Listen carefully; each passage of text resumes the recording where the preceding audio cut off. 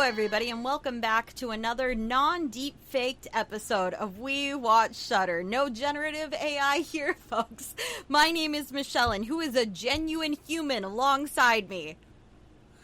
It's JD, and by the way, Michelle, Flawless brands themselves as AI-assisted performance editing, so, you know, what do I know? Yes, I'm saying that they probably suck now. Anyway, we were arguing about AI, you guys, and I was also in an argument about AI earlier, and my entire life is AI because I work in tech, and I'm so tired of it. Every single day, I have to learn about AI, even if I don't partake in AI, and even if my company is very meh about AI, I have to hear about AI in all of the news sources I go to, and it's all over my Reddit feed, and all of the Facebook feed and Instagram reels are videos that I am pretty sure are not really things in the entire world. Listen, my number one panic attack substance is that this is a simulation. And yesterday I saw a movie that the end credits rolled and it played the Monster Mash, and then I checked my Spotify, and the number one thing, the little banner they had put across the top, was that I could use AI to create a playlist around my favorite songs, including the Monster Mash. All of this is deep fake. I'm going to wake up and I'm going to be richer and way more attractive than I am. Right now I'm playing The Sims, and I started where you just drop into a house where all you have is a TV and a phone and a bed, and I'm working my way up. And I'm going to wake up and I'm going to be like, wow, it's great that world peace is a thing. Hi, JD. Hi. I have no idea what just happened. You wouldn't, because you're one of the NPCs living in my world, and you're just programmed with the things that the program has said. Anyway. By the way, Michelle, Flawless AI was designed and founded specifically for production using AI tools. Yes, I'm saying that an AI company can suck, but I think it's different to hold a company back in 2022 accountable for how much AI sucks, as opposed to now how much we know that AI sucks. People have made regrettable decisions. If Scott Mann decides to use generative AI in Fall 2, I will be upset. But if he learned his lesson, plus it was just editing out the word fuck, which in and of itself should be a crime. As many fucks as possible. Maximum fucks. If you guys can't tell, the movie we're talking about today, Fall, as it turns out, used some AI-based deepfake technology to get itself into a PG-13 rating instead of an R rating. And I don't care if it was 2021 or not. They used deepfake AI generative technology, and that makes me mad. And apparently I'm a jerk for being mad about that. I didn't say you were a jerk. I just said that I disagree. I just feel like your defense of this is frankly disappointing. I'm disappointed, Michelle. I'm disappointed in you, like a parent. And now I'm realizing that your parents being disappointed in you doesn't affect you at all. I have no contact with my mom. Oh no, I've disappointed a parental figure by being who I am. Oh. This is far from the thing we want to talk about on this movie, though. It was just an interesting, fun back and forth we got into and before I knew you were going to mention it. Oh, when I saw that, I was just so... I'm like, man, fuck that. I know. But, I'm just so tired of AI. Yeah, anyway. It's everywhere. So we're talking about Fall. That's what it says on the title of the episode, or at least it should. 2022, the movie where the people climb the big, tall tower, and then maybe they fall down. Maybe they don't. Like, you know the one we're talking about. Maybe you've seen it. Maybe you haven't. And maybe you don't know why we're talking about it. What's our new thing we're doing, JD? Why did you have to watch Fall? Why did I force you? Because that's what we're doing. A lot of weeks when we don't have, like, a new Shudder drop or something specific lined up, we're having a lot of fun with the fact that Michelle sees a whole lot more stuff than I do. And I'm just letting her pick movies that she has seen that I have not seen, to force me to watch them.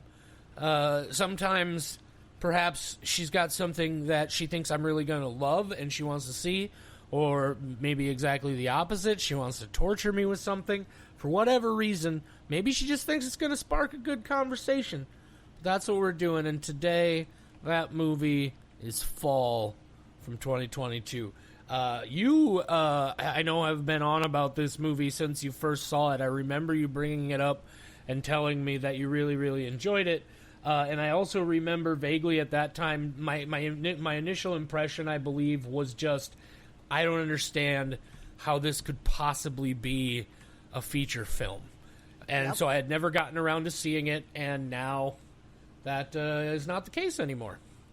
Yeah. Now you have seen it. Now you know if they fall. Did you fall in love with the film? We'll find out. If it's your first time tuning in, here's how we do this show. Usually we don't start with a discussion of AI, but guess what? You can't escape it, folks, even from us. So we're gonna do some spoiler-free. Scott, man, don't do it again. All right? Yes, Scott. Fucking don't do it again. Yeah, I'm gonna give you a pass. Man. You went so North Dakotan. Don't do it again. That was my attempt at North Dakota. I'm Minnesota. I mean, we're different. Don't do it again, you know. Don't do it again, you know. So we're going to do spoiler-free thoughts. And then, in case you are one of many who refuse to watch Fall, I'm going to do a detailed TBI summary of the... Oh my god, JD. TBI TLDR. This is my traumatic brain injury short-term memory recap for those who too long didn't watch, technically. But this is my TBI TLDR. I love it. Oh my god. I was going to say, is this your TBI TMI? That too. Sometimes when we get into our therapy portion. Yep. It is definitely the TBI, TMI, but TMI. TBI TLDR. And then we're going to do some spoiler-full thoughts, where we're just going to talk about everything. So if you don't want to see the movie, I'll tell you about it. If you do want to see the movie, especially after hearing our spoiler-free thoughts, there will be a moment for you to pause, and then go do that, and then come back. Or don't come back. It's okay. At this point, you've counted as a listener number 7 minutes in. It would be nice to see our metrics increase to how many people actually finish the episode, but I've accepted that number will never be 100%, and I'm okay with that, mostly. Even better, Michelle. Even better. We get an episode. We get a play count after 60 seconds. Ugh. Okay, you all can fuck right off. Why are we even doing We already else? got you. We already 5 got minutes. you, motherfuckers. Oh, no, they'll never come back. Wait. JD, I mean, you're a valued listener, and we're excited for you to show up for the next episode. I have heard from a lot of people that they are going to tune in just for this episode, which, first off, if you're my friend and this is your only episode, fuck you. Why do you do this to me? You should at least have it on and muted to help with our metrics. But secondly, thank you so much for tuning in, especially to my husband, who does not listen, said he would listen to this one because I made him watch the movie. And hello, John. I told you I was not going to talk any shit. So you're a wonderful man. Thank you for lowering your standards and choosing me 11 years ago. I'm sorry, did you say John has not seen this movie, or he has seen this movie? No, he has now. This, Okay. So it was date night the other night, and I always get to choose the movie, and it was going to be Notzilla. But then we decided we were doing Fall, and I went, oh, what movie has John told me he will never watch? And so I messaged him while he was at work, and I said, hey, I need you to agree that you will watch whatever movie I choose without knowing what it is, and that there's no takesies backsies, and you will watch the movie with me. And he was like, okay, because he's very trusting. And then right before I hit play, I said, I don't know for sure if this was on your list of movies that I can never force you to watch, and if I did forget that, then you can veto, but I don't think you ever told me that I can't show you this movie. So if you didn't, you have to be honest, and you have to watch it. And then I hit play, and he realized what it was, and he went, fuck no. Okay. And then we watched the movie. And that's how marriage works. It's compromise, which is, hey, can I trick you and you're okay with it? Sweet. So my husband has now seen this movie, and he had thoughts. Yeah, I feel like, did you trick him, or did you legitimately not remember? I didn't remember if it was on his list of movies that I can never make him watch. But so I did know if it wasn't, it was tricking him, because there's no way I would have been like, hey, date night movie, I chose Fall, and he would agree to it. Ah, okay. Fair. But it was already paused and on the TV, and I had my TV in movie mode, which is that I turn on my cool little lights, and we were all settled in, and we had our beverages. Everybody was comfy. We weren't going to change it. I had the remote. He had no choice. He'd have to get up and leave. This is why a lot of the times I'm glad that I don't have a spouse and or significant other, because, man, I would have The a lot list of arguments. things. I would have a lot the of list of arguments. things that make him watch is we don't have arguments because he's a very nice, placent man who goes along with most things because he's just indifferent, and that's great. He is indifferent man. He'd save the world, but he doesn't give a damn. Man. That's a Kamikaze Snowmen song. If you're not familiar with the Kamikaze Snowmen, you should check them out. It's spelled exactly how it sounds. Kamikaze Snowmen. John has actually been Indifferent Man for multiple of their sketches, so he is. Oh, really? Indifferent Man. He wears the outfit. That's awesome. The superhero outfit, eating Doritos instead of helping save the world. Yeah, hey, he's literally indifferent. Speaking of Doritos, they got a new Doritos. They're doing a flavor swap thing, so they got Doritos, but they're like Ruffles sour cream and cheddar flavored. What? And then they got Ruffles, but they're Doritos Cool Ranch flavored, and Gross. then. Just for fucksies, they've got crunchy Cheetos, but they're the Lay's Sweet Southern Heat barbecue flavor. Anyway, I got a bag of each one over here on the corner, and you said Doritos, and I was like, those are definitely the best of the three, the sour cream and cheddar Doritos. That's definitely a glitch in the simulation that they went, we can make money off of this, and now you're just buying into the glitch, and I'm going to try those Doritos. But Cool Michelle, Ranch, I'm a snack dork, right? You hit me with like a gimmicky, like, oh, limited time flavor, or, ooh, here's a tricky thing on a snack, and sign me up. I do want some. Okay, I got to go now. I got to go get some Doritos. But first, fall. Okay. Fall. That's the movie that we're talking about. Also, like, again, so I knew that Michelle was a fan of this movie, or that she had really, I don't remember if she specifically like was really into the story, or if it was just super scary for her. You know, everybody obviously knows it's a heights thing. Here's the thing: I am no fan of heights. I get real serious vertigo when I once went up to the sky deck on Sears Tower and looked straight down, and I almost felt like I get that knee buckling weakness vertigo, right? In a lot of situations. I even got it while wearing a VR helmet one time. How are you with heights, Michelle? Let's hit that before we go too much further. Very situational. Okay. I do love a fear where I know that I'm not actually in danger. So watching this type of movie, VR headset where you have to like walk across skyscrapers on a tightrope, I do like that. I like planes. I'm indifferent to flying. I'm pretty good at it. I don't care. I could maybe parachute out of a plane. I probably wouldn't enjoy it, but I could do it. But yet, when I went to the Eiffel Tower in Las Vegas and went to the top, it swayed just enough that I was convinced I was going to die. The next day, I went on the high roller, which goes higher than the Eiffel Tower, totally fine. So it's very like, I thought I was going to be fine on the Eiffel Tower. I thought it was going to be a nice romantic time. And instead, I was cowering on the observation deck, waiting for my husband to say that we could go back down. But we paid too much money to just leave immediately. I see where you're coming from there. Yeah, for me, it's very much specifically like the downward. Like I could be up on the sky deck at the Sears Tower and like looking out over the city, like the distance heights sort of thing. Like that doesn't trouble me. It's the almost vertical looking straight down at the ground kind of situations that really get to me, those specific angles. But it's also, you don't want to do those sky bridges that have the glass. No, fuck floors. no. Yeah. They installed, dude, they have that thing at the Sears Tower. I think it's the Willis Tower now is the actual name. But on the sky deck, they installed that thing now where it's like a glass floor, like a complete glass room, and you can walk out into it and look down through the floor all the way down to the ground. And not on your fucking life. I would never in a million years walk out into that thing. I don't think I physically could do it. You would have to push me out there. Like, I get knee buckling, and it's all about looking down and the drops. Like, I can ride roller coasters and carnival rides that go really fast and spin in circles. That doesn't bother me. The thing that scares me the most on, like, any kind of carnival ride or roller coaster, anything, is the drops. Right? When you get up to the top of that hill and there's all this, that sudden drop, or you're riding the octopus and you start swinging up and down really fast, and there's recurring, just sudden drops. That's the part that gets to me real, real bad.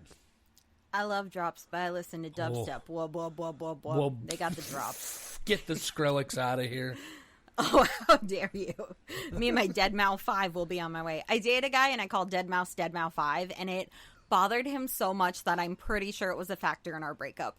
And now the problem is I legitimately call Deadmau 5 just out of habit, and people think I'm an idiot. And I am, but not, I know his name is Deadmau5, okay? I know it, but Deadmau 5 is fun. My favorite thing about Deadmau5 is, and I don't mean this, I have a most respect for electronic music and the stuff that these guys do. But one of my favorite things about Deadmau5 is he did an interview one time, because it was this big thing, right? Especially talking about live performance for the kind of music that he does.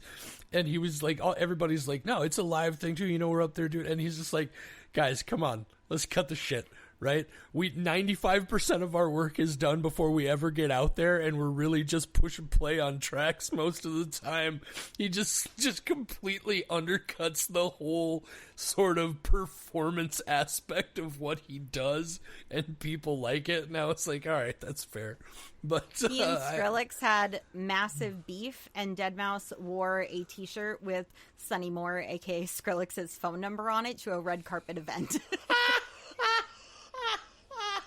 Which is such an asshole move that I'm like, I can't approve of that, but I do like knowing that as a fun fact. Like, I would be that level of petty. I respect the petty, but man, don't go doxing somebody like that. That's not nice. But it's real funny now that everybody has recovered, but I'm sure Sonny Moore, a.k.a. Skrillex, is still mad about it, and for good reason. I would not take Deadmau5's side in that. Anyway, fall. Do you look? We're off on a bender here now. I got to do this one last bit here. Do you think that kid from the cup stacking video still gets mileage out of telling everybody that, hey, I'm the person from the Skrillex song from the sample where it's like, oh my god, and then the fucking bottom drops out of it? Yes. You think that kid still gets mileage out of that? Is he a kid over 18 by this point, I would assume? I think it was a girl. I don't want to say for sure, but no, yeah. Well, then whoever, if they're old enough to have sex, I was going to say 14. they're definitely hooking up because of it. I think they were 13 or 14 when they made the video that the sample is from. The cup I was going to say, that was like thing. 12, 13 years ago at least. A while ago. So, yeah, that person... If they want to get laid, I bet they can because of that alone. Because it would work on me. If they did the oh my god in a bar, I'd be like, sorry, we gotta go. Come on. I bet. What if they weren't even an electronic music fan? Like not even just not a fan, but actively disliked it. But they were like, well, gonna go play into it. So now they spend their entire life going to raves and electronic EDM things that they don't even like. Just to get free drugs and have sex with people. I'd be so proud of them. That is a great that's the kind of fame I want to be of people don't recognize me on the street, but if I tell them what I'm known for, then they're like, "Oh, you're that person?" I want it to be selective fame. Selective fame. Fair I don't enough. want people We should to know talk who about I the am. movie though, huh? Yeah. We'll talk about this movie, shall we? Fall. Do you want to read the IMDb scrippy script? Shall I read the IMDb scrippy script? You should do it. I got a cough. Okay, sounds good. The IMDb scrippy script. When a high-rise climb goes wrong, best friends Becky and Hunter find themselves stuck at the top of a 2,000-foot TV tower. Fall 2022, PG-13, originally R until all of those fucks were removed, an hour and 47 minutes. JD, we have to do things a little bit differently, don't we? So since Michelle has seen this movie and I have not, what we're going to do is I'm going to turn off my headphones and Michelle is going to predict what she thinks I thought of this movie.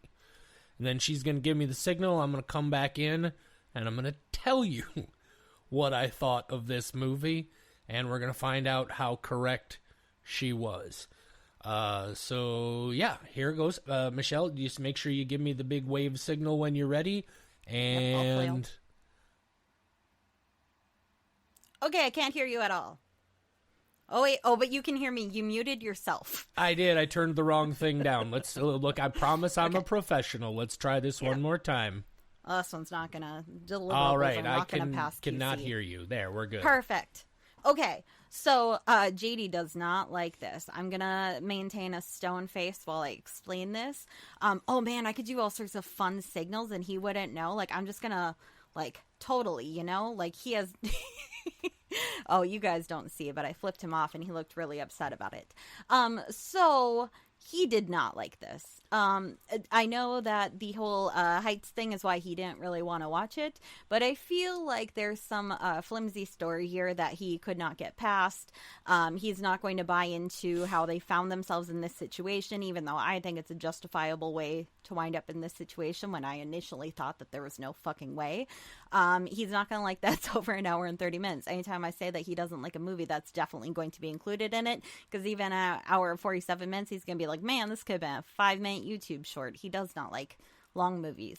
So overall, I don't think he liked it. He's going to compliment some of the visuals, but he's going to say that it's not as beautiful as he thought it would be. I don't think he liked this. I did not choose it as something that I thought he would like. It's something I like, and I want to make more people watch it. Thumbs up. All right, I'm coming back. Nice. All right, I can hear you. Cool. Good.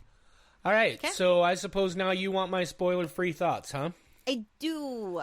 Okay, well, I'm willing to bet that the very first thing Michelle said in her prediction is that I was going to tell you this movie is too long, and she's right. Yep. It's, hour and 47 minutes? It definitely did not need to be that. I created a new scale. I don't know if anybody's noticed because I wasn't really doing it intentionally, but then I realized it was happening. So this entire year, I've decided that with Michelle getting super, super specific about her scores, and there is a point to this aside, I promise you, that and it was something I've been wanting to do for a while, I'm not doing any fractions anymore, just all whole numbers. 1, 2, 3, 4, 5. You got to really do something to get a 0. But, that scale then, and number 5 is, nearly perfect, incredible film, top level stuff. A 4-star is real good, big time fun. I'll definitely watch this again. I'm recommending it to people. That's a good movie. 3 stars is like, it didn't blow me away by any means, but I had a good time. I don't regret watching it. It was worth seeing. And then a 2 skull is more like, they put in a lot of work. It just wasn't really for me, right? It just wasn't really my kind of vibe. So I don't have anything against it. It just didn't really fit what I was looking for. And then 1 skull is that sort of like, I'm not really sure what the decisions are that they were making here, but this was not for me, and I'm honestly not entirely sure who it is for. And that's where this movie sits, is a 1 skull. I have so many problems with the story in this movie. So many problems. This girl's dad is a fucking asshole. Her best friend is kind of a fucking asshole. I have a lot of trouble with this movie in a lot of different ways so far as the story goes. The heights stuff, interestingly enough, I didn't want to mention it earlier, but one of the interesting things about heights to me is, as much as they terrify me when I'm in the moment, I don't get a lot of that vicariously in movies. I'll get a little bit of it. I remember there's a shot, if you've ever seen Midsommar, and towards the beginning there's a shot where the camera flips upside down while they're driving. Things like that, little bit. And there were a couple of moments in this where the motion and the angle definitely started to trigger something in me. But I don't get a lot of that viscerally from this kind of stuff anyway. There's just some kind of natural disconnect. So I didn't get a lot of that. But, oh man, I have big trouble with this, the plot. There's the script in a number of ways, and we'll talk about it. How accurate were you, Michelle? Oh, I knew you didn't like it. I didn't think 1 skull level of dislike. Michelle, but I did say the story was going to be a problem. The story is a big problem. Yeah, the story is a real big problem. Her fucking self-important we're in the spoiler jacket. free. I know. Oh. I see. Okay. You just tell okay. us your spoiler-free thoughts, Michelle. Well, my first note is story, fine, meh. Here's why this movie is worth watching. The visuals, so great. Sure, it doesn't always look 100% realistic. In 4 years, we have definitely made great leaps and bounds with CGI to the extent that computers can do it without us. God damn it, AI. But this was filmed during using IMAX cameras, and I would have killed to see this on the IMAX. We do not have one in our area. I wish we did. The closest one is 4 hours away, and I would have made the trip. But I didn't, and that was a dumb decision. There are moments of this where I hold my breath in terror as though I'm right there with these two fucking dummies at the top of a TV tower. Your butthole will get a workout tightening and untightening throughout the duration. The story is fine. I do like what the story does. It sounds like JD hates some people in it, and that definitely makes it so he doesn't like it. I do like it. I do like Becky in particular, which we'll get to. I mean, if this was based on story alone with zero visuals, it would not rate very highly, but I think the gimmick of this really sells it for me. I love watching this movie with people to watch them have reactions to certain scenes, especially one thing at the end. We're still in the spoiler-free section, so I won't say what, but some things happen where they're like, oh. So I was trying to, it's very hard for me to rate things because I'm so specific, and I was initially going to give this a 4.444, but that's what I gave Iron Lung. And so I'm like, is it better than Iron Lung? A little bit. Is it better than Mother of Flies? No, it's not. I've given a lot of 4s recently, and so I'm just kind of stuck. So we're going to use two of my favorite numbers, 4 and 8, and we're going to go with a 4.48 because relatively speaking, that is correct. 4.48. I'm looking at my list and overthinking some of these previous ratings, but that's where we are. That's what we're stuck with. That's how it is. That's Michelle, what it's like.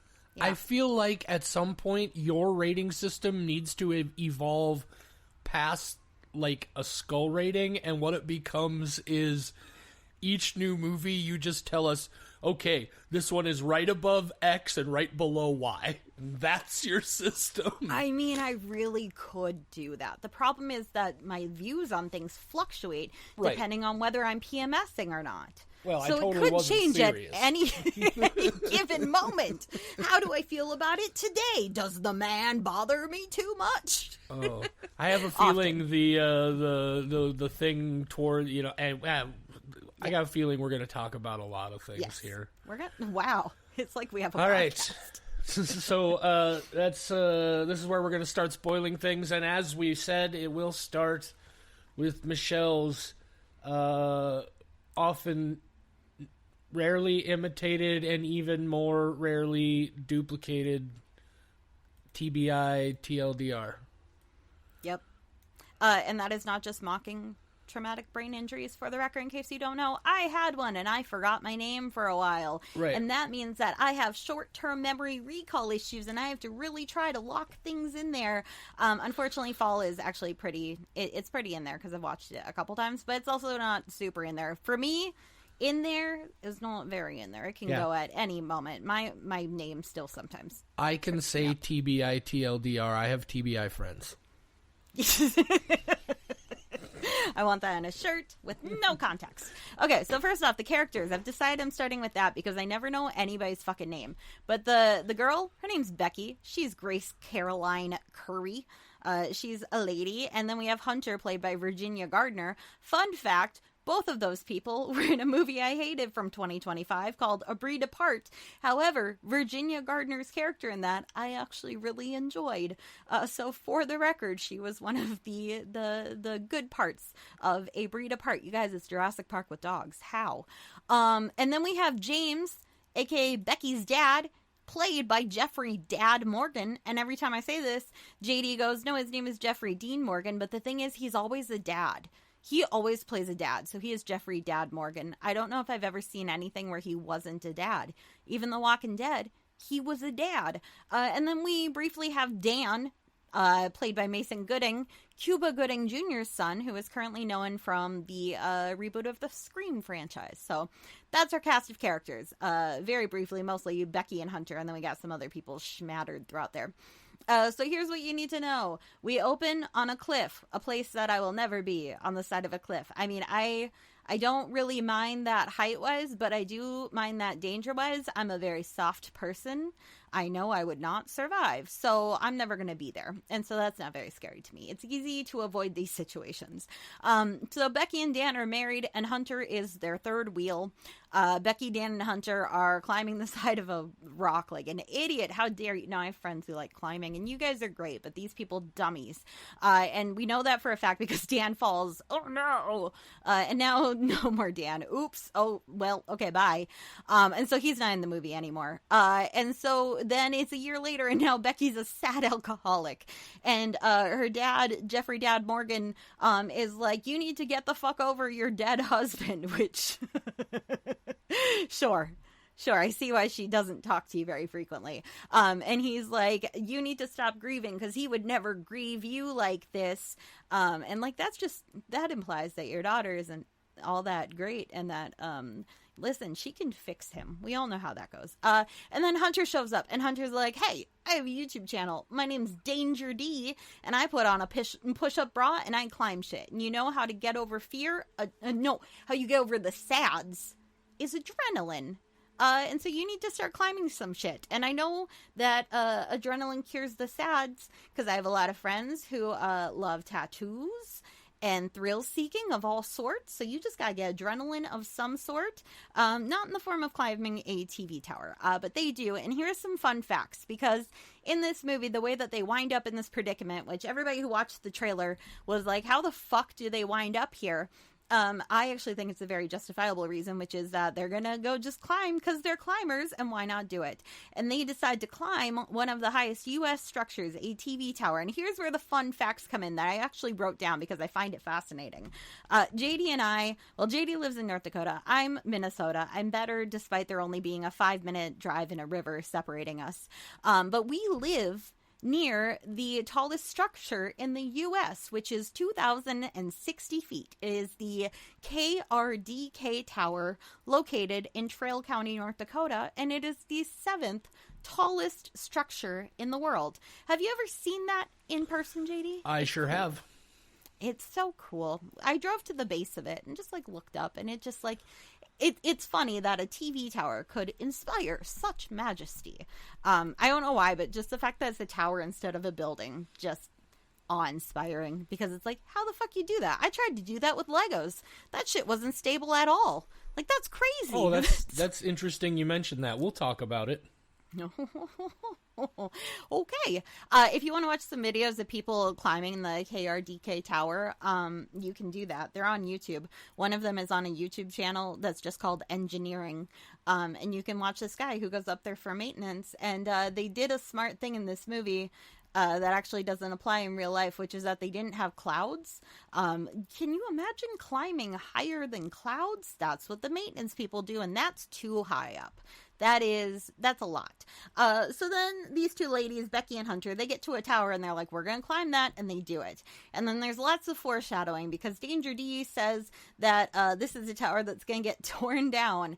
And if you're going to climb a tower, climb one that ain't old and rickety and the ladder's falling apart and screws are falling out and we're seeing birds and we're like, oh man, the birds are going to be a problem, and they do become a problem. So like, don't do that. So then they get to the top and they spread Dan's ashes, which I imagine somebody just at the bottom walking home is like, what the fuck? And they're suddenly covered in dead dude ashes. People don't factor that in. Just like, what the hell was that? Somebody just dropped ashes on me. No, you're covered in Dan. Hunter is a little too sad, and Becky notices and she clocks it and she sees a little tattoo that makes her go like, so she's putting some pieces together. When they go climb down, the ladder gives way and Becky's like, holy shit, and she gets pulled back up, and then they laugh in the sound of adrenaline, and then they go to climb back down again, but oh no, the ladder's gone and now they're stuck. Becky's bleeding profusely from the leg, and that sucks. They don't have cell phone signal, but they do have a padded bra. So what Danger D does is she goes to post a status and she hopes that they will have signal at the bottom of the tower. So they wrap the phone in a sock and her padded bra and a shoe, and they yeet it off the tower. And then they hope for the best because they don't have any other options. And then they hang out and they see two guys and they like shoot off a flare gun, and the guys see them and they're like, hell yeah, we're going to be rescued. But instead they're getting robbed. And that is hilarious. I laugh so hard every time because like, assholes. And then Becky confronts Hunter and she's like, you were sleeping with my husband. And she's like, yep. Sorry, but I, unlike you, actually found this to be an interesting dynamic because she fell in love with Dan, but she loved Becky more. Oh, the power of friendship, you floozy. I didn't hate her as much as you do. But day two, I mean, let me be clear. Any of my friends sleep with John, I will murder you. I will drag you to the top of a TV tower and I will throw you off and they will never find your body. But this I can understand because it's fictional and fiction is fake. Okay, so it's day two and the girls have accepted that no one's coming to rescue them and they're getting sunburned. Listen, where's your SPF, ladies? You're going to get skin cancer if you survive this. This is not healthy. You're too close to the sun. They're, what's that Greek guy with the wings on his shoes? That's these two. Icarus. I right, remember. But his wings were not on his shoes. He wore them on his back, and they melted. Hermes. Yeah. I got Hermes and Icarus combined, and you know what? Fuck it. That's a much better... Ermicus. That's a good god. Good god. The god of flight. I'm sorry I corrected you. That's okay. I forgive you. I remembered the wax wings thing. Anyway, listen, I'm not a scholar. I'm barely almost getting my college degree, and accounting sucks. Yes, Shady. There's a rad band from Norway called Emperor that has a song called An Elegy of Icaros, which is the Greek Icarus, just with the O instead of a U. It's Icarus? Icaros. I know. It's the O's in different spot. I'm sorry. Icaruso. You could put. I don't know why I just wanted to talk about Emperor. You know why I wanted to talk about Emperor? Because Emperor's going to be fucking in Minneapolis on May 1st, and I didn't know. Are you going to it? There's no way I'll be. His ticket itself is like $85, and then I got to pay to get down there and come back. Probably end up staying overnight because I'm way too fucking old to drive all the way back in the middle of the night with my shitty diabetic eyes. That's not punk No, rock. Michelle. After buying a ticket to see them in 2020 and then not being able to because of the fucking pandemic, and then not being able to see the makeup show in 2021, and then being pretty much convinced I was never going to have another chance, now they're coming less than 3 hours away. I'm still not going to be able to fucking see them. It's really disappointing. I'm sorry. I didn't mean to derail the TBI TLDR. Just like JD can't see this Norwegian band I've never heard of, the girls in this movie can't see a way out of their situation. So they had dropped a backpack. Specifically, Becky dropped the backpack. Ugh, dummy. Actually, it might have been Hunter. I don't know.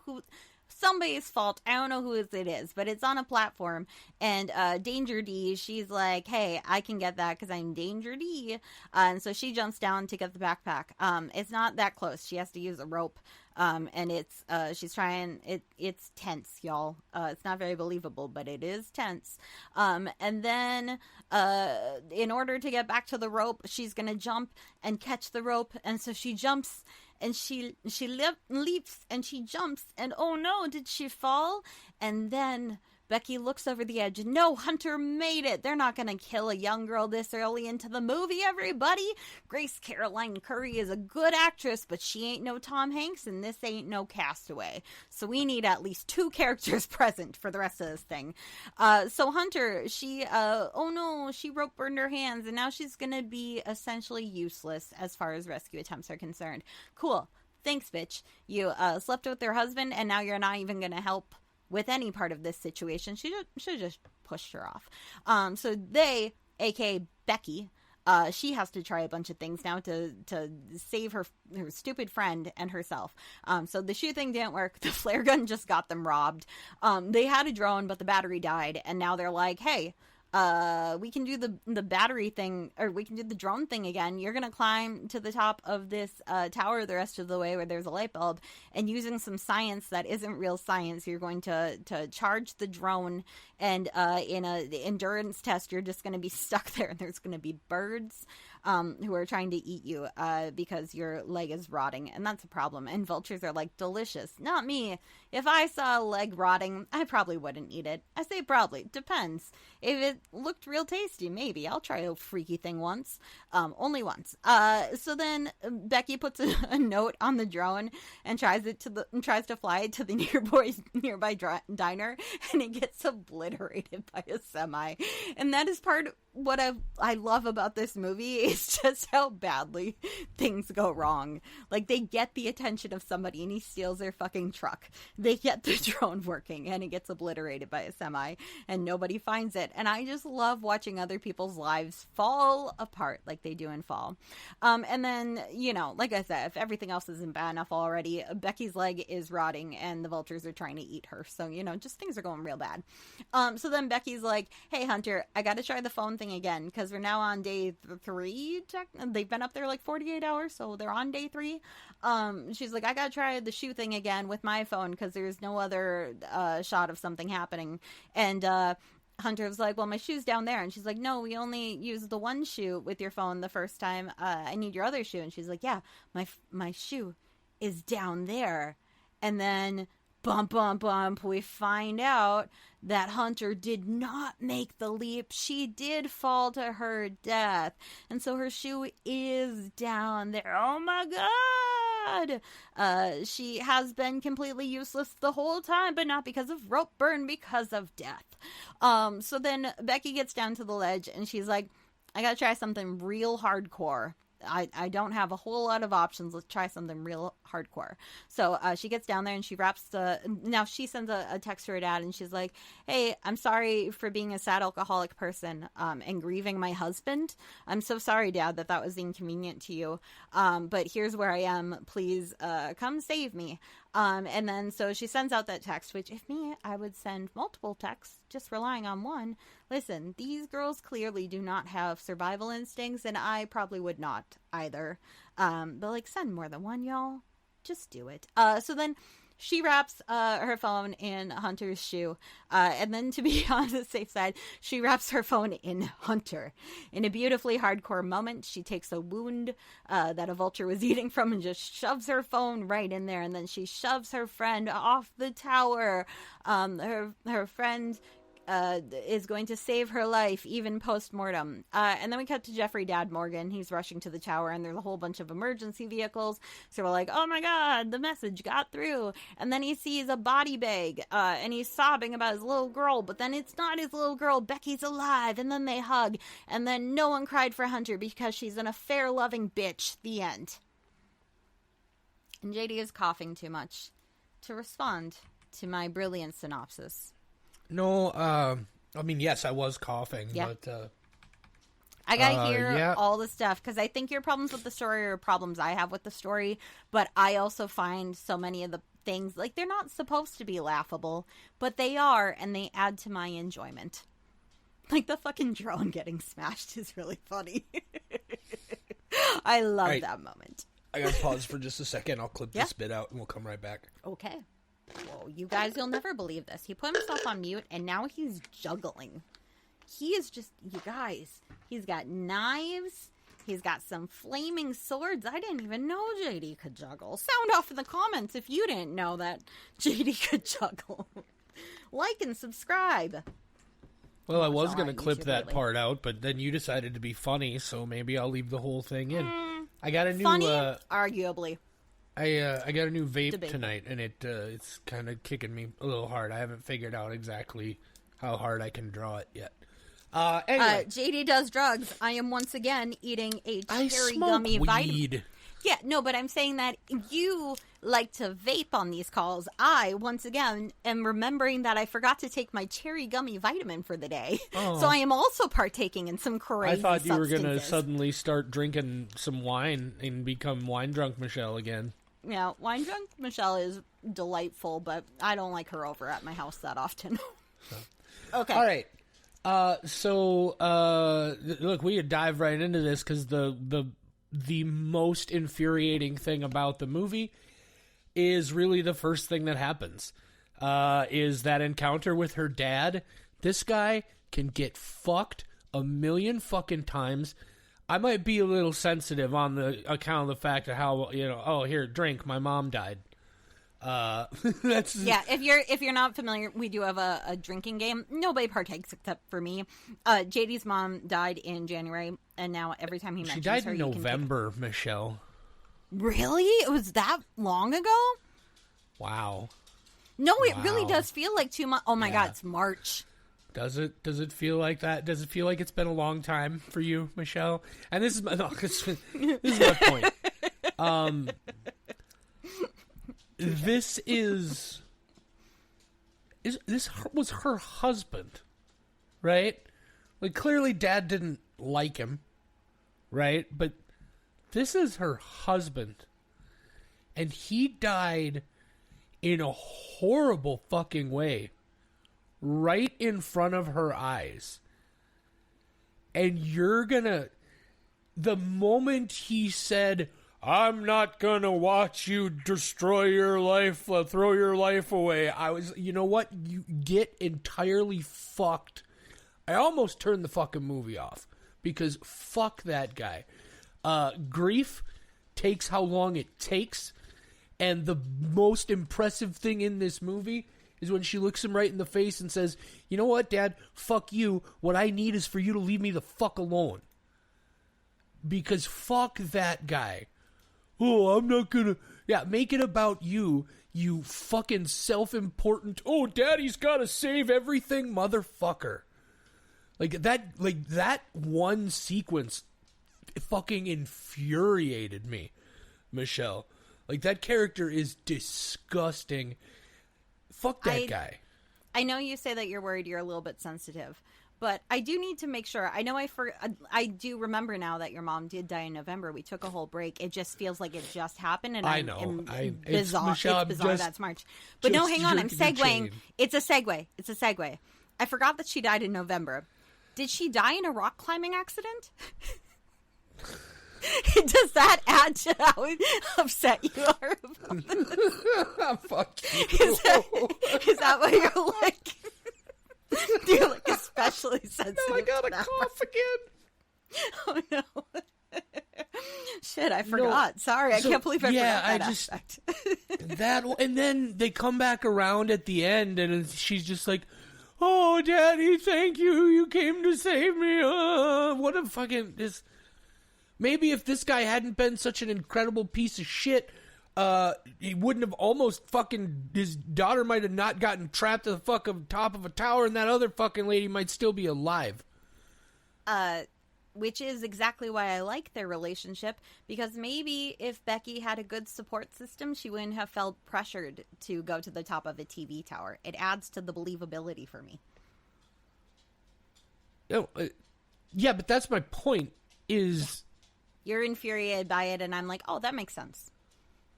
If I had no support system, I'd go climb all the TV towers. I'd be up there. You guys couldn't get me down from a TV tower. I would live there like a vulture.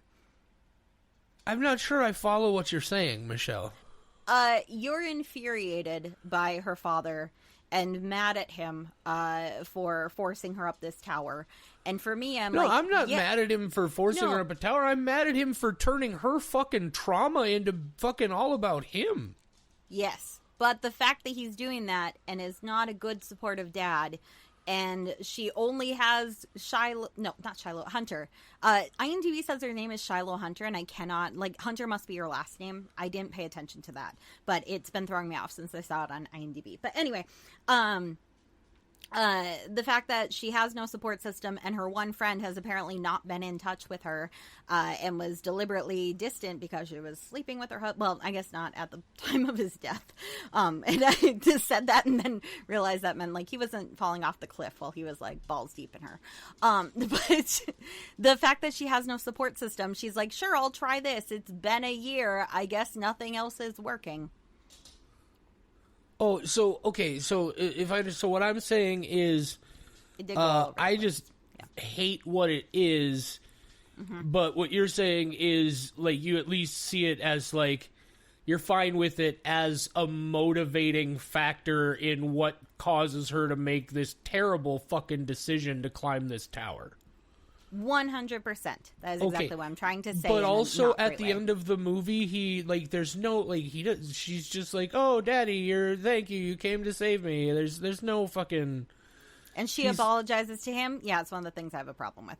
Yeah, it's fucking ridiculous. It's just, like, and then he throws that shit in her, oh, fuck, when he's like, oh, you think Dan would not be out there climbing? You get fucked. You emotionally abusive motherfucker. Just unfucking believable. That and like somebody wrote that and was like, "Oh, this guy just trying to help his daughter." Jeffrey Dean Morgan can get fucked by you. So, no, John's gonna listen to this one. Well, maybe by John that too. Does not interest me. You know. Yeah, John could be the third. Why not? Wait, wouldn't Jeffrey Dean Morgan in that case be the third? No. Wow, shit just got Wait, weird. no. Correct it. I'm the third. Those two are, strong bromance, not a romance. Those two are just best friends, and I just show up to hang sometimes. Fair enough. Okay, anyway. So then... Yeah, no, also, he infuriates you. I get it. I get the complaint. And the same with Hunter. I don't mind the whole thing with Hunter, as it turns out, oh, she was fucking Dan. I feel like that's just something that was here just because, like, oh, well, we need another level of something, so let's just, also, like it felt so tertiary, right? Like, it felt just like it had no significance except to be another thing that happened, right? In the same way that, like, oh, these people show up, and oh shit, maybe somebody's gonna find the truck. There's people out there. Let's use this flare to signal them. And they just happen to be the shittiest fucking people in the world who just come out and steal your truck and leave. And like, also, fucking vultures don't aggressively attack living people whether they're injured or not. That's nonsense. She's been dead the whole time. Becky, not Hunter. Yeah, Becky's but they were been attacked dead since Dan died. Becky is She's Dan. a walking corpse. Yeah. No, so, but again, my issue with Hunter is just that same, come on, you're never going to get past it unless you confront it. Fucking let her have the fucking grief takes whatever time it takes. Healing is not linear, and it takes whatever fucking time it takes. And frankly, there's a part of me that's like, you know what?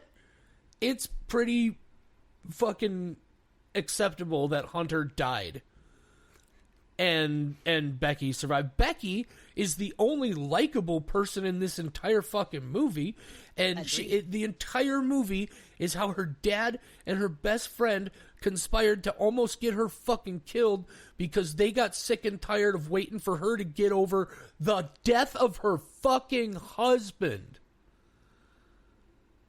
What a fucking terrible story. Why would I look? That's what it's like. This I hated this story, Michelle. And you know, I try hard not to talk about stories like that, but I fucking hated this story. These are fucking terrible people who treated this girl like shit.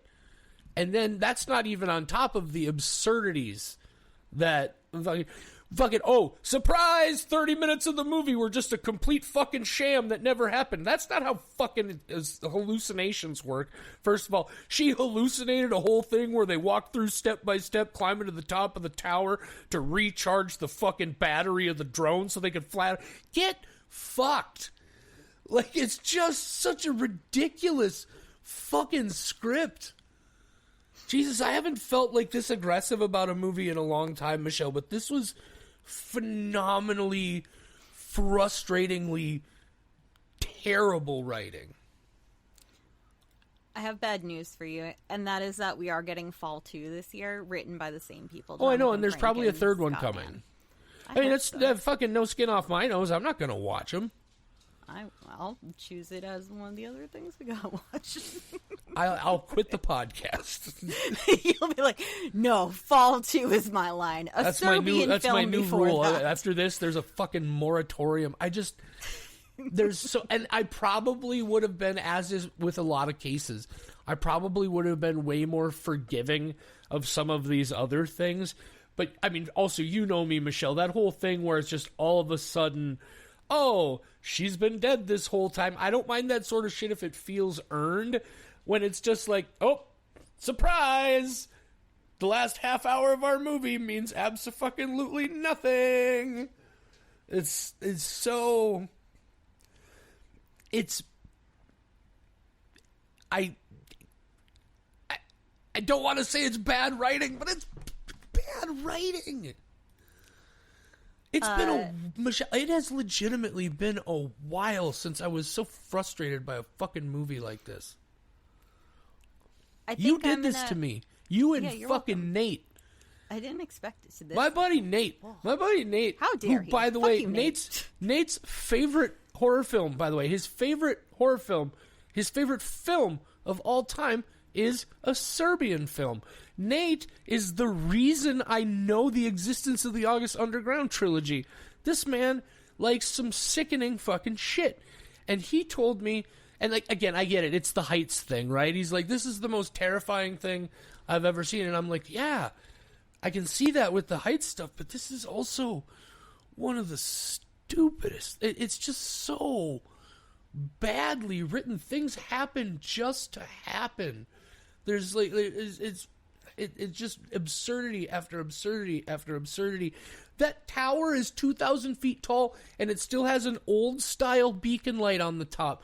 That thing has to be serviced and changed. Even with this thing being decommissioned until it gets torn down, that bulb has to be changed every 1 to 3 years. There's no fucking way that ladder to the top would be in that level of decay and disrepair at any point whatsoever. It has to stay at least available for people to maintain the maintenance on it until they can bring it down, because they have to have that light at the top. The true horror was the infidelity we made along the way. We were talking about, you mentioned, I'm not done, Michelle. I'm not fucking That's done. Okay. Can I say one thing? Of course you can. And then you can go back on. Cool. I just need to say that this came out the same year as Moonfall, which was one of my favorite movies of 2022. So I think I love absurdity. Yeah, I know you love Moonfall. I'm just saying, like, for me, a so bad it's good thing is a selling point a lot of the time. I watched Where are the Worlds from 2025 multiple times. It's atrocious. Fall is very entertaining for all the absurd reasons that you hate. See, and here's why that's different.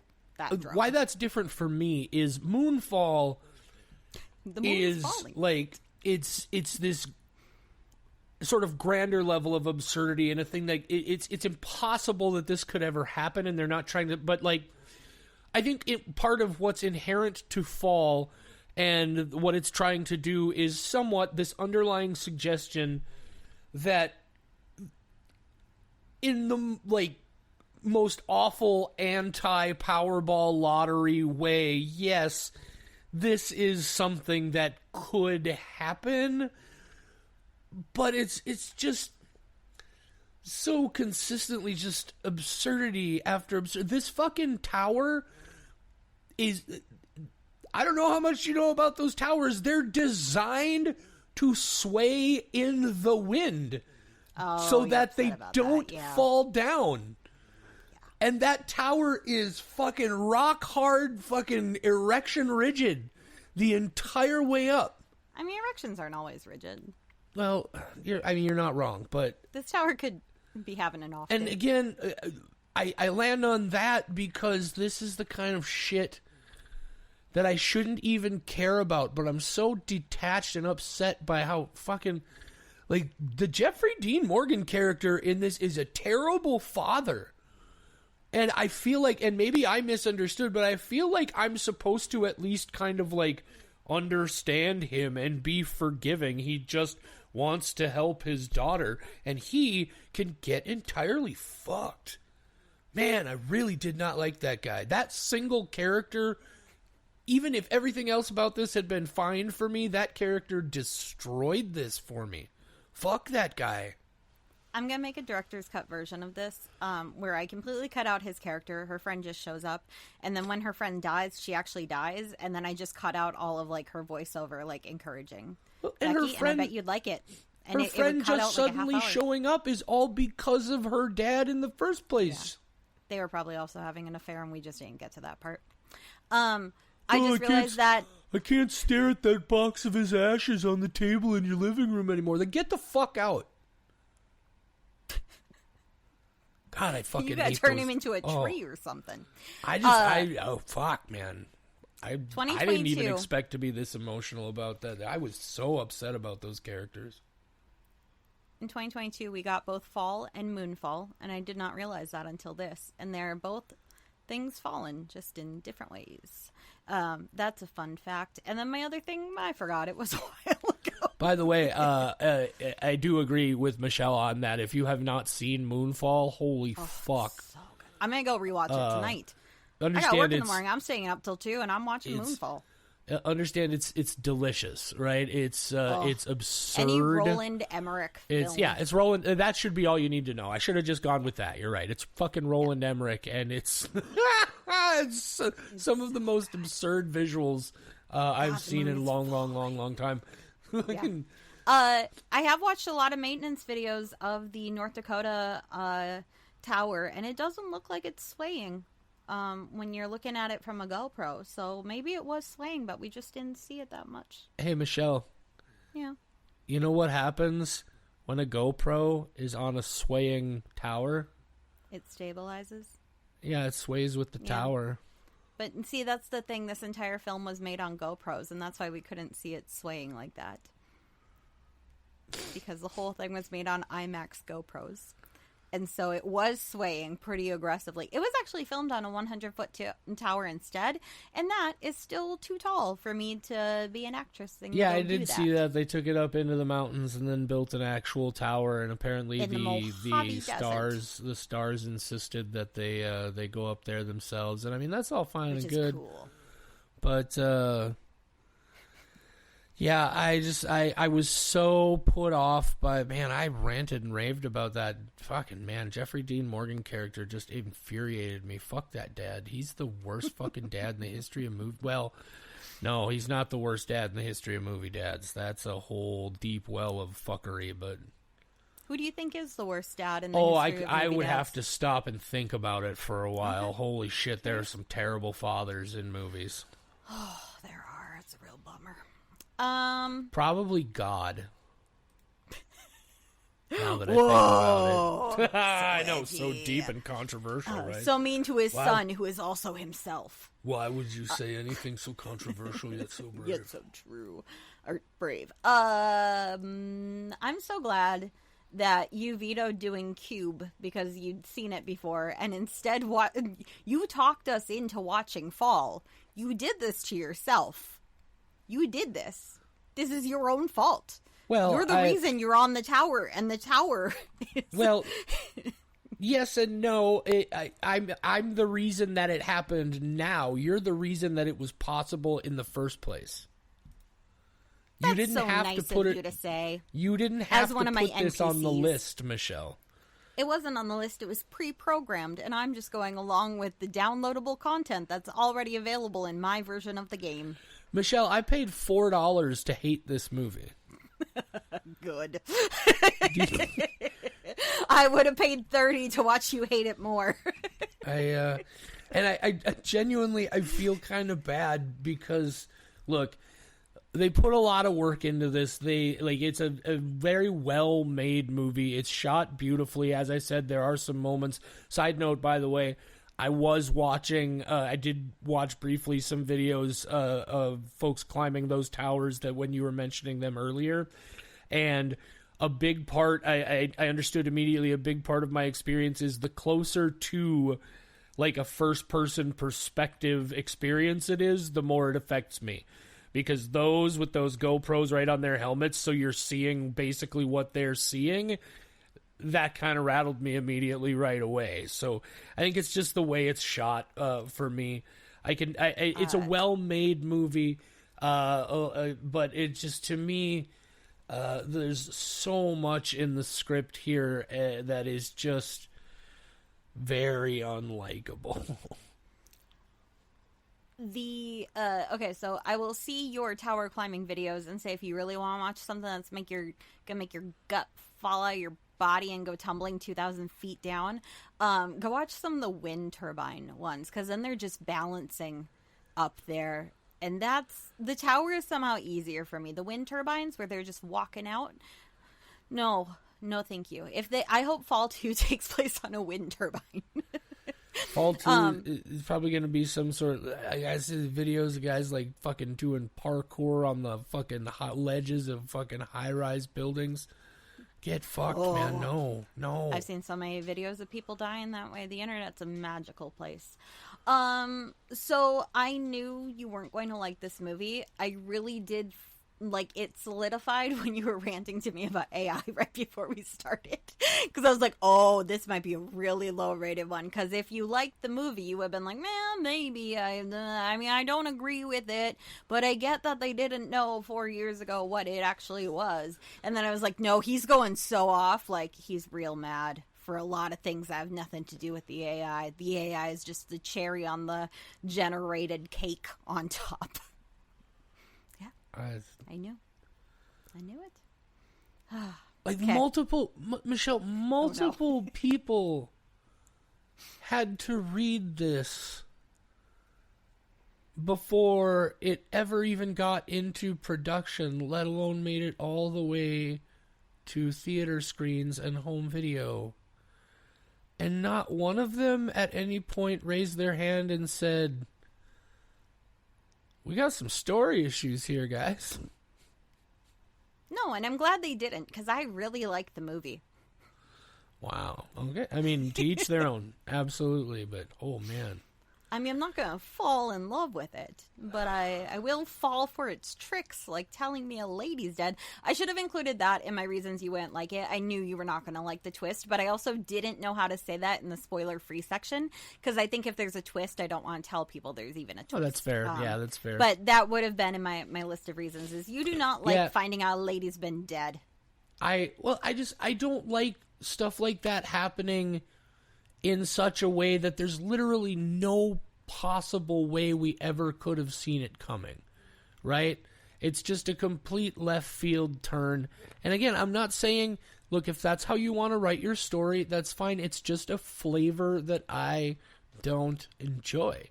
You know, I know a lot of people who would say, yeah, but that's just reflective of the experience that she's having, where she had no fucking idea, and now all of a sudden, oh shit, now we have that reveal. And that's fine.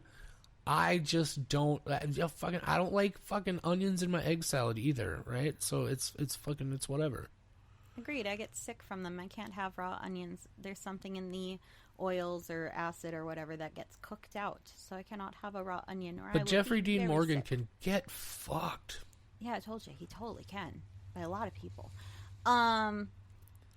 I was going to make a pun about how this movie went downhill quickly for you, but that's a hill. That's not straight down.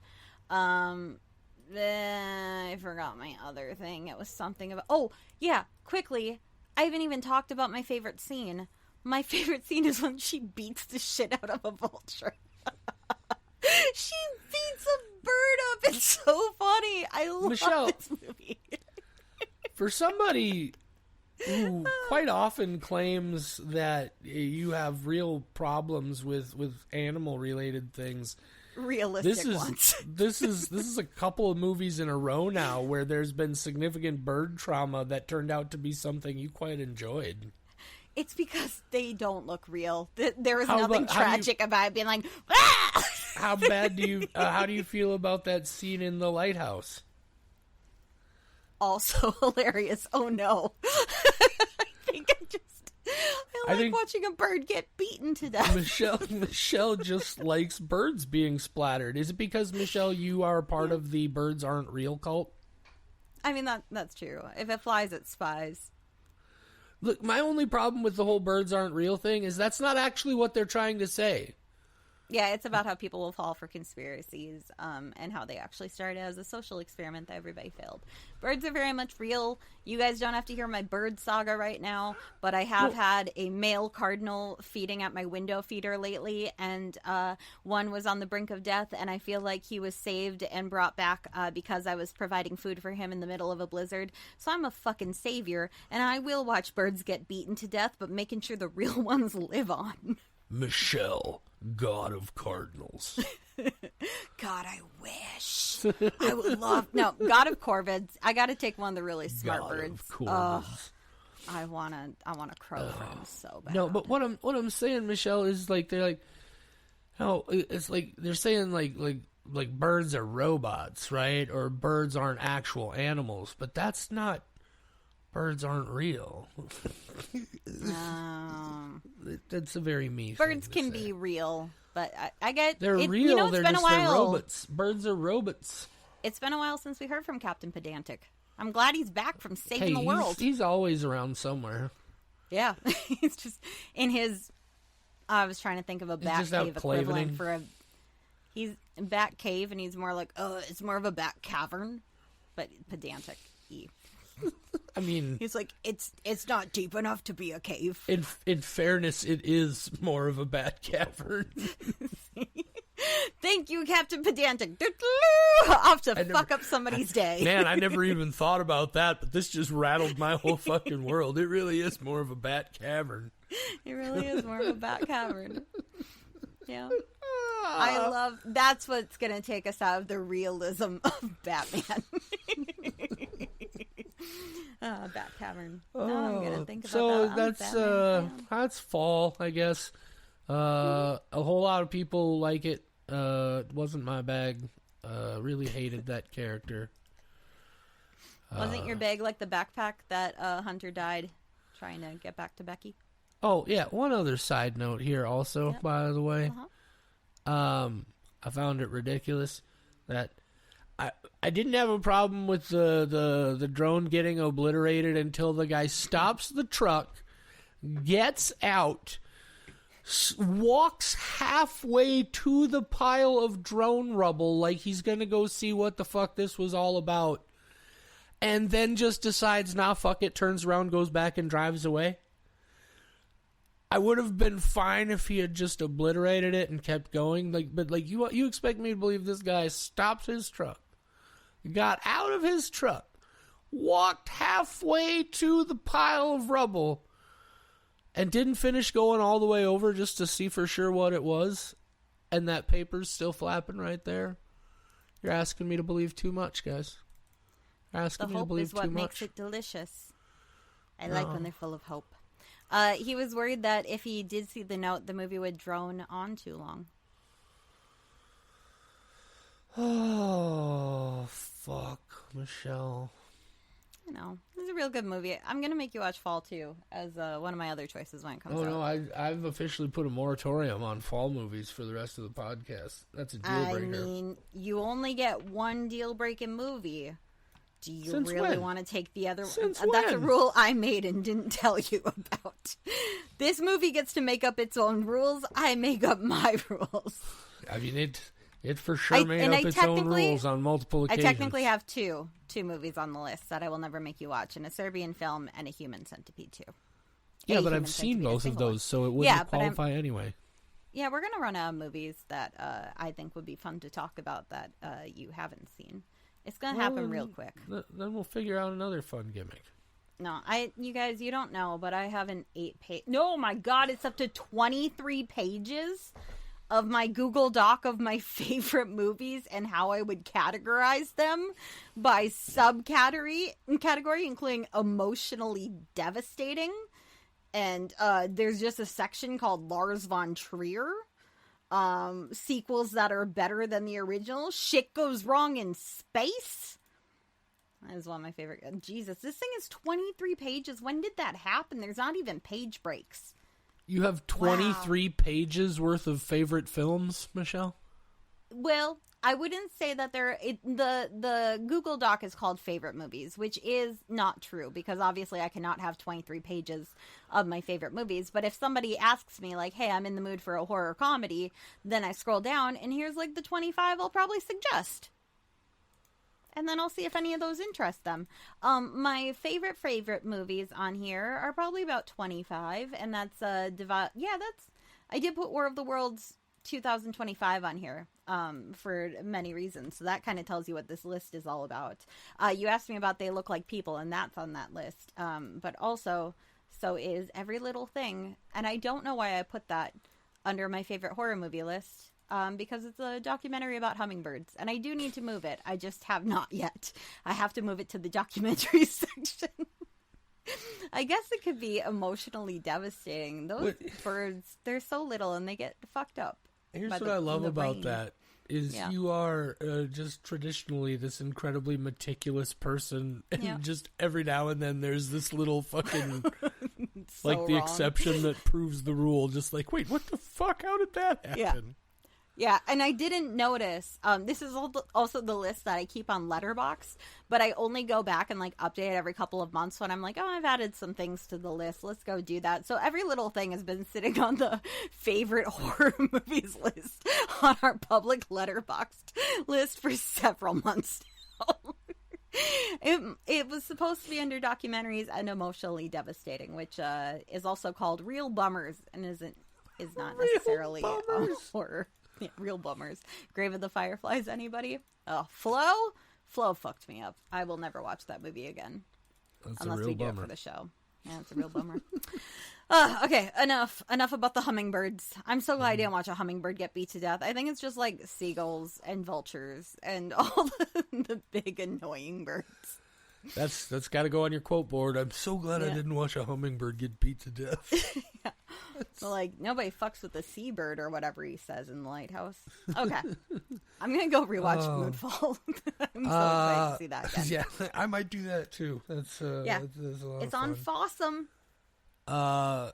Got Michelle in the News coming up. That should be our next episode drop. And then we're also, our next regular episode, Body Cam, Michelle, found footage thing. I forget who made this movie that I know about, but I can't remember who he is. It was the one guy who was really he didn't love my review. Brandon of Christensen. the movie. That's the guy. Yeah, he did Night of the Reaper and the Puppet Band. Yeah, that one. Yeah. It's so always that's our next. the people whose movies I don't like are the episodes that they listen to. Stop doing that. And we got Jeremiah Kipp's Mortuary Assistant coming later in the month, and then It better be good, Jeremiah. If you listening, it better be good. I'm looking forward to it. John Adams has a little cameo appearance in there. It's getting all sorts of great buzz. That's awesome. I wish we had gotten a chance to see it theatrically, but that's all right. But Monday, March 23rd, 2026, it's gonna be our 4-year birthday, starting year 5 of the podcast, and we'll also be episode 350. We're hitting 350 episodes and 4 years of show on the same day, and that's going to be a lot of fun. I don't even want to tell people yet what the movie is. There's a movie Michelle and I have both been real excited about that we're going to do for that episode. But, can you believe it, Michelle? And the best part is, the TBI has struck, and I don't remember what we agreed on. Oh, so should I just tell everybody then? No, I mean, don't there's tell no reason everybody. not to. No, don't tell them. I want to be surprised on the day of, just like they are. Oh, well, you would have to be, because it's a movie that comes out that we have to record that day to be able to get it out on time. I got a tickle in my brain. I'm so close to remembering it. Yeah. Anyway, 4 years, 350 episodes. That feels crazy, but it's been a lot of fun. Thanks for sticking around with us or joining us or whatever your situation has been. Or if this is your first episode and you're like, wow, these guys really hate TV towers, welcome. I mean, you're not That wrong. was your problem with the whole thing. You're like, oh, I hate TV towers. Fuck Goddamn. a TV tower. I almost said a TV tower killed my mom because that's like the saying, you know? Dead. Well, no, but I mean, like, that's the thing of like, oh, a TV tower killed my uncle, like you, whatever, like it's like an ad lib thing, but Gotcha. but that's not funny at this exact moment. Well then, Michelle, before we get out of here, I have something that I want to share with everybody. Just a quick thing that I want to read. In the spirit of horror and the spirit of these modern times in which we live, I'm going to read it, and then I'm going to send us out. Are you ready? I am so anxious. Yeah, go for it. It's like I'm at the top of a TV tower. Please don't be poetry. This is a post that my cousin Wade shared. It's from somebody whose screen name is Asmodari_Steve. I'll make sure I give credit where credit's due as best I can. Here's what it says. It's 2043. I'm looking for the pliers so I can sell another molar for 0.000003 Bezos coin to pay my Amazon Water Plus subscription. If I miss another payment, they'll limit my smart tap to the mild poison setting again. I finally find the pliers, but they're locked open. As I pull them out, they chime softly, and Ryan Reynolds' computerized voice tells me, "Hey, it's me, Ryan Reynolds. You've exceeded your monthly pliers usage. Please visit the Pliers app to purchase additional credits." "Shit," I complain, voice raspy from my Wildberry ivermectin vape. I've been hitting it pretty hard since I got the ultra measles. I pull a Glad disposable windbreaker from the box, shrug it on, and head out to the ad theater. If I watch 5 hours of ads, I might be able to scrape together the Bezos coin I need before curfew starts. Say goodnight, Michelle. Good night. It's cute that they think we're going to make it to 2043.